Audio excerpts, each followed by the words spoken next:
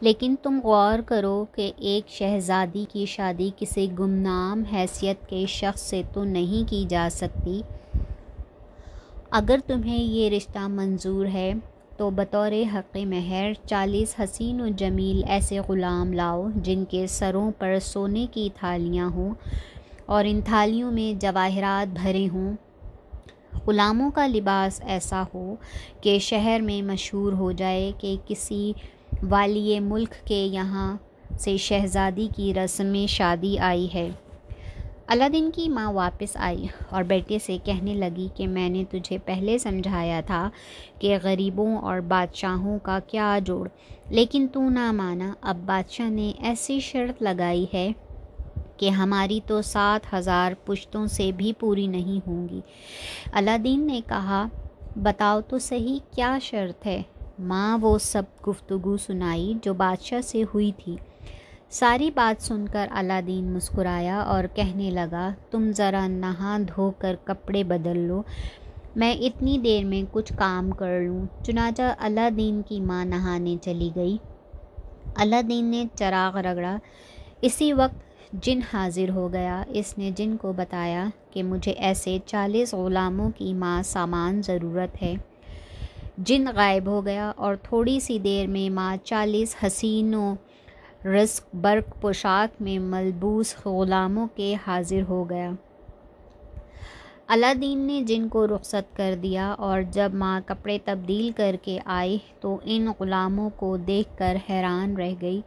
الادین نے کہا کہ تم ابھی لے کر بادشاہ کے پاس جاؤ اور عرض کرو کہ آپ کی یہ شرط بھی پوری ہو گئی، اب تو آپ کو کوئی عذر نہیں۔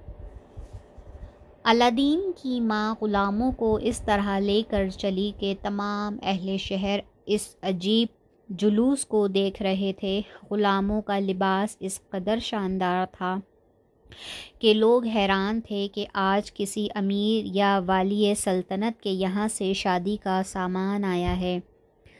اس قدر نایاب چیزیں دیکھنا تو کجا سنی بھی نہیں تھی۔ جس وقت الادین کی ماں غلاموں کے ساتھ قصر شاہی میں پہنچی، بادشاہ کو اطلاع ہوئی کہ ایک بڑھیا بہت حسین مزین غلاموں کے سر پر سونے کے تھال لے کر حاضر ہوئی ہے، تو بادشاہ اور ملکہ نے بھی جھانک کر دیکھا اور انگشتے بدندہ رہ گئے۔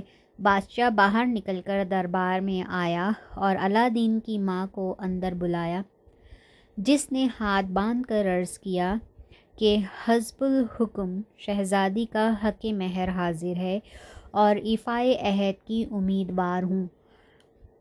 بادشاہ نے اس کو عزت و احترام سے بٹھایا اور اسی وقت وزیر اعظم کو طلب کیا۔ بدنصیب وزیر نے آ کر جب یہ ٹھاٹ دیکھا تو جل گیا۔ بادشاہ نے کہا کہ الادین نے میری اتنی سخت شرط بھی ہاتھوں ہاتھ پوری کر دی اور تمام شہر میں شہرت بھی ہو گئی کہ نہایت شاندار پیمانے پر شہزادی بدر کا رشتہ آیا ہے۔ اب میں سمجھتا ہوں کہ مجھے اپنا وعدہ پورا کرنا چاہیے، کیونکہ قطع نظر تمام شرط کے جو شخص ایسے لاجواب تحائف پیش کر سکتا ہے جو میری سلطنت سے بھی زیادہ قیمتی ہے، وہ شہزادی کے لیے بھی یقیناً ہر طرح موزوں ہے۔ اگر لوگ اس کو نہیں جانتے تو کوئی حرج نہیں ہے، اس امارات و ثروت کو دیکھ کر چند ہی روز میں سب واقف ہو جائیں گے۔ مجھے یقین ہے کہ یہ شخص کسی بہت بڑی مملکت کا مالک ہے اور یہاں خفیہ طور پر آیا ہوا ہے۔ وزیر نے اپنی ذلت کے پیش نظر بہت کوشش کی کہ بادشاہ کو انکار کرنے پر تیار کرے، لیکن وہ نہ مانا اور الادین کی ماں سے کہہ دیا کہ اب مجھے شادی پر کوئی اعتراض نہیں ہے، تم اپنے لڑکے کو بھیج دو، میں اس سے ملنا چاہتا ہوں۔ الادین کی والدہ خوشی خوشی گھر آئی اور بیٹے کو بتایا کہ بادشاہ نے منظور کر لیا ہے اور تمہیں ملنے کے لیے بلایا ہے۔ الادین خوش و مسرت سے اچھل پڑا اور ماں سے کہنے لگا کہ تم نیچے مکان میں بیٹھو، میں ذرا بادشاہ کے یہاں جانے کی تیاری کرتا ہوں۔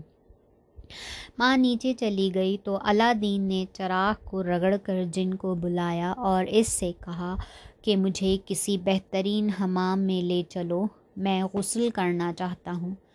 جن نے پلک جھپکنے میں اس کو نہایت نفیس گرم ترکی حمام میں پہنچا دیا، اور جب نہانے دھونے سے فارغ ہو گیا تو پیکن واپس لے آیا۔ اس کے بعد جن سے الادین نے کہا کہ میرے لیے اعلیٰ قسم کا لباس لاؤ، ایک گھوڑا ماں ساز ایسا حاضر کرو جس کی نظیر دنیا میں کم ہو، 40 نہایت حسین غلام لاؤ جو پہلے غلاموں سے بھی عمدہ لباس میں ہوں، اور ان کے ہاتھوں میں اشرفیوں کی تھیلیاں ہوں جس کو راہ میں لٹاتے چلیں، لیکن ان میں کسی وقت کمی نہ آئے۔ جن چلا گیا اور ذرا سی دیر میں کل سامان لا کر حاضر کر دیا،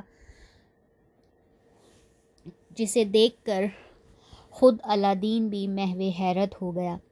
جن کو رخصت کر کے الادین نے شاہانہ لباس پہنا، پری زاد گھوڑے پر جلوس میں 40 غلام جن کے لباس اکثر بادشاہوں سے زیادہ قیمتی تھے، اشرفیوں کی تھیلیاں لے کر ساتھ ہوئے۔ جس وقت الادین کی سواری بازار سے گزری، غلاموں نے مٹھیاں بھر بھر کے اشرفیاں الادین کے سر پر سے نثار کرنی شروع کیں۔ چاروں طرف لوگ کھڑے ہوئے حیرت سے دیکھ رہے تھے کہ اس شان و شوکت کا بادشاہ دیکھنا تو درکنار سنا بھی نہ تھا۔ عوام اس کی دریا دلی دیکھ کر اش اش کر اٹھی۔ غربا اشرفیاں لوٹ رہے تھے اور الادین کو دعائیں دے رہے تھے۔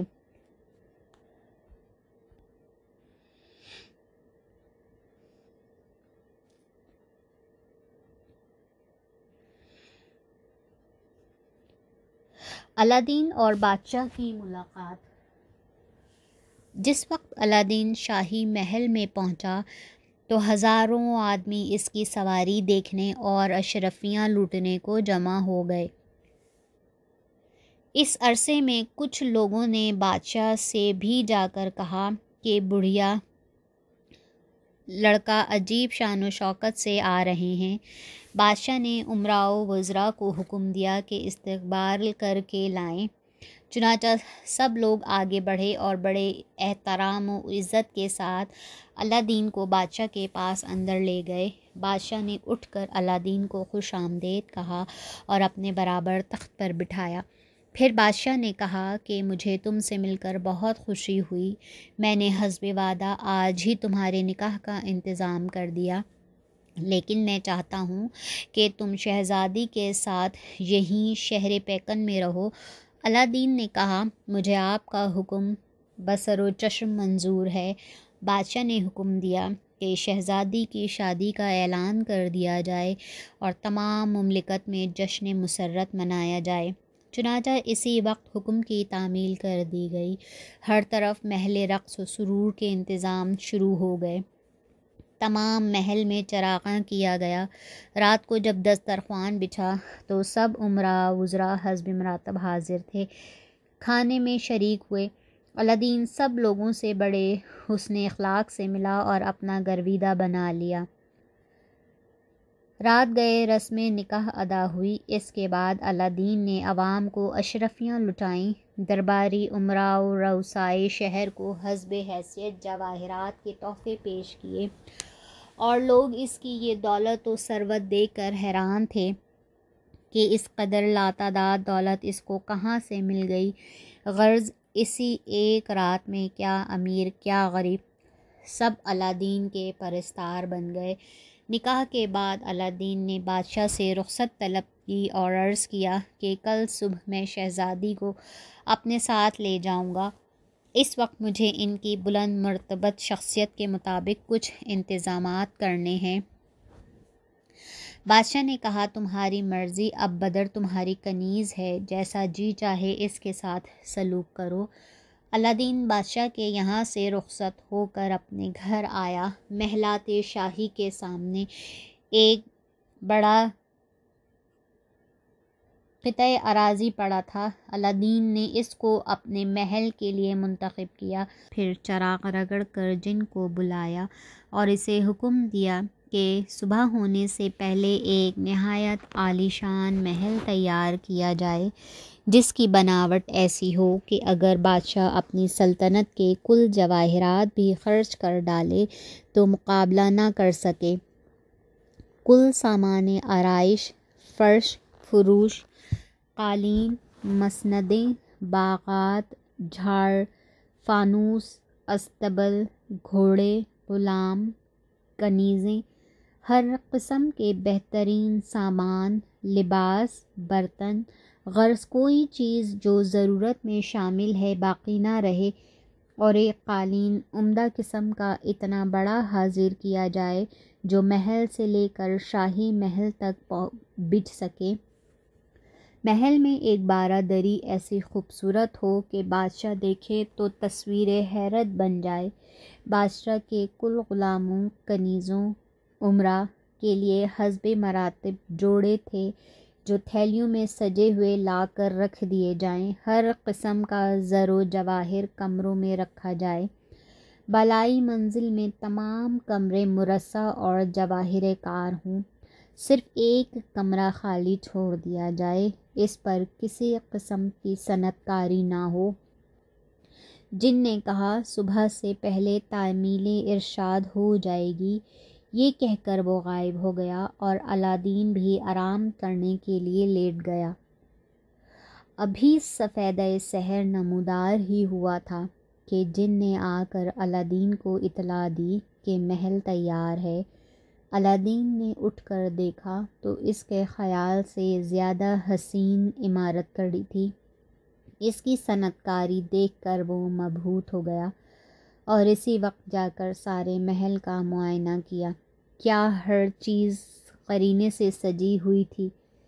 غلام و کنیزیں زرق برق لباس میں ادھر ادھر پھر رہے تھے، گھوڑے ہنہنا رہے تھے، باغ میں پانی کی چھوٹی چھوٹی حسین نہریں بہہ رہی تھیں۔ وسط میں آب مرصع میں بھرا ہوا حوض تھا جس کے وسط میں ایک نادر روزگار فوارہ چل رہا تھا۔ محل سے لے کر بادشاہ کے مختلف رومی قالین بچھا ہوا تھا۔ یہ سب چیزیں دیکھ کر علادین بہت خوش ہوا۔ وہ اس کے بعد جن کو رخصت کر کے اپنے مکان پر واپس آیا اور ماں سے کہا کہ تم بادشاہ کے یہاں جاؤ اور شہزادی کو رخصت کر لاؤ۔ نیز بادشاہ سے عرض کرو کہ آپ بھی میرے مکان پر تشریف آوری فرمائیں اور اپنے ساتھ دلہن کا جوڑا اور تمام شاہی غلاموں اور کنیزوں، امراء و وزراء کے جوڑے بھی لے جاؤ۔ علادین کی ماں غلاموں اور کنیزوں کے سروں پر جوڑے لے کر روانہ ہوئی۔ ادھر بادشاہ بیدار ہوا تو اسے اپنے محل کے سامنے نیا محل دیکھ کر بہت حیرانگی ہوئی۔ محل بھی ایسا مزین اور مرصع کہ آج سے پہلے کسی نے نہ دیکھا نہ سنا اور کسی کے وہم و گمان میں بھی نہیں آیا۔ وزیر اور دیگر لوگوں سے پوچھا کہ رات ہی رات میں یہ عالی شان محل کہاں سے آیا؟ وزیر نے عرض کیا کہ میرے خیال میں علادین نے تیار کیا ہے اور یہ سب جادو کا اثر ہے۔ آج تک جو بھی کام اس کی طرف سے ہوئے ہیں محیر العقول ہیں اور کسی انسان کی مجال نہیں کہ ایسے ایسے نوادرات آنن فانن فراہم کر دے۔ بادشاہ دل میں خوفزدہ ہوا لیکن زبان سے کچھ نہ بولا، حتیٰ کہ علادین کی ماں سامان عروسی لے کر پہنچ گئی۔ شہزادی کا لباس اور دوسروں کے جوڑے دیکھ کر سب اش اش کر اٹھے۔ اسی وقت دلہن کو آراستہ کیا گیا اور نغمہ سراؤں کی دلکش تانوں کے درمیان دلہن اپنے سسرال کو روانہ ہوئی۔ دونوں محل چونکہ آمنے سامنے تھے، پھر شہزادی رخصتی کے وقت ماں سے گلے مل کر بہت روئی۔ ماں نے تشفیع دی کہ بیٹی تم کہیں دور نہیں جا رہی ہو، تم ہر روز ملنے آ جایا کرو، پھر دیکھو تمہارے شوہر نے کیا کیا بے نظیر سامان عیش تمہارے لیے فراہم کیا ہے کہ اگر ہفتی ولایت کا بادشاہ بھی کوشش کرتا تو ممکن نہیں ہوتا۔ غرض دلہن علادین کے محل میں آئی الادین نے دروازے پر استقبال کیا اور بڑی محبت اور عزت سے لا کر بٹھایا۔ جب شہزادی نے بے نقاب ہو کر دیکھا تو اسے پہچان کر محو حیرت ہو گئی کہ یہ تو وہی شخص ہے جس نے 2 رات مجھے ایک جن کی معرفت اٹھوا لیا تھا، اور دل میں سمجھ گئی کہ یہ سب شان و شوکت اسی جن کی بدولت ہے۔ بہرحال اس نے دل میں فخر محسوس کیا کہ میرا شوہر جنوں تک کا حاکم ہے۔ آج جب بدر نے بہترین لباس میں ملبوس الادین کو دیکھا تو خود بھی اس پر مائل ہو گئی۔ پہلی جن 2 راتوں میں وہ اس کے پاس آئی تھی، شہزادی کے دل میں تو اسی وقت سے الادین کے لیے جگہ ہو گئی تھی، لیکن وہ اس کا باقاعدہ شوہر ہو گیا تھا۔ وہ بہت خوش تھی۔ تھوڑی دیر میں الادین نے دسترخوان چننے کا حکم دیا، جس کی فوراً تعمیل ہوئی۔ بدر اور الادین نے ایک جگہ بیٹھ کر کھانا کھایا اور اس کے بعد سب آرام کے لیے اپنے اپنے ٹھکانے پر چلے گئے۔ الادین اور شہزادی بھی عجلۂ عروسی میں آئے اور دیر تک پیار و محبت کی باتیں کرتے رہے۔ الادین خوبصورت، نرم و نازک اور حسین شہزادی کو اپنے پہلو میں دیکھ کر اپنی قسمت پر ناز کر رہا تھا کہ آج اس کی امیدوں کی قسمت کھلنے والی تھی۔ جب رات زیادہ آئی تھی تو دونوں نے ایک چھپر کھٹ پر آرام کیا اور دونوں کے درمیان زندگی کے عہد و پیما ہوئے۔ صبح سویرے دونوں اٹھے تو ایک دوسرے سے مسرور تھے۔ غسل سے فراغت کی اور لباس تبدیل کر کے باہر آئے۔ ہر طرف کنیزوں نے مبارکباد کا ترانہ گایا اور انعام و اکرام حاصل کیا۔ اس کے بعد الادین بادشاہ کو سلام کرنے گیا۔ بادشاہ نے اپنے برابر تخت پر جگہ دی اور بڑی محبت سے گلے لگا کر خیر و عافیت پوچھی۔ الادین نے دست بدستہ عرض کیا کہ آج آپ اور تمام امراء وزراء اور اہل شہر میرے غریب خانے پر کھانا تناول فرما کر میری عزت افزائی فرمائیں۔ بادشاہ نے اس کی دعوت قبول فرمائی اور اسی وقت تمام شہر پیکن میں اعلان کر دیا کہ تمام امیر و غریب، بوڑھے، بچے، جوان، مرد، عورت کی دعوت شہزادے الادین کے یہاں ہے۔ سب لوگ محل میں آ کر کھانا کھائیں۔ بادشاہ خود دایان حکومت الادین کے محل کی سمت میں روانہ ہوا۔ تمام راستے میں قالین بچھا ہوا تھا۔ جب اس پر قدم رکھتے تھے تو ٹخنوں تک قالین کے ریشمی روئیں میں اترتے جاتے تھے۔ جس وقت بادشاہ الادین کے محل میں پہنچا تو تمام خدام استقبال کے لیے دروازے پر موجود تھے۔ کنیزوں کے حسن طاب کا یہ عالم تھا کہ بہت سے امراء ان کے حسن کی تعریف میں بے چین ہوئے۔ الادین نے بادشاہ کو تمام اندرونی مناظر دکھائے۔ حاضرین حیرت و استعجاب سے مثل تصویر خاموش مبہوت تھے۔ زر و جواہر کی وہ افراد تھی کہ معلوم ہوتا تھا کہ ان کی کوئی قدر و قیمت ہی نہیں۔ بارادری کی سجاوٹ کا یہ عالم تھا کہ نظر نہیں ٹھہرتی۔ عقل حیران تھی کہ سامنے وہ باغ تھا جس پر جنت کا شداد کا دھوکہ ہوتا تھا۔ ہر طرف سبزے، مخملیں، خوشنما اور رنگ رنگ کے پھول کھلے ہوئے، جگہ بجگہ قمر محبوب کی طرح بل کھاتی نہریں چشم معشوق کی طرف مصفا و منزہ حوض و وسط میں فوارہ اس طرح چل رہا تھا گویا باغ سنائی وزیر بائی پر گوہر نایاب لٹا رہا ہو۔ وزیر نے بادشاہ کے کان میں کہا کہ حضور یہ انسانی کام نہیں ہے، مجھے تو جادو کا کارخانہ معلوم ہوتا ہے، خدا انجام بخیر کرے۔ بادشاہ شہزادی سے سب حال دریافت کر چکا تھا کہ الادین کے قبضے میں جن ہے، وہ ایک باکمال شخص ہے، اس لیے اس نے وزیر کو جھڑک دیا کہ تم فضول بکواس کرتے ہو۔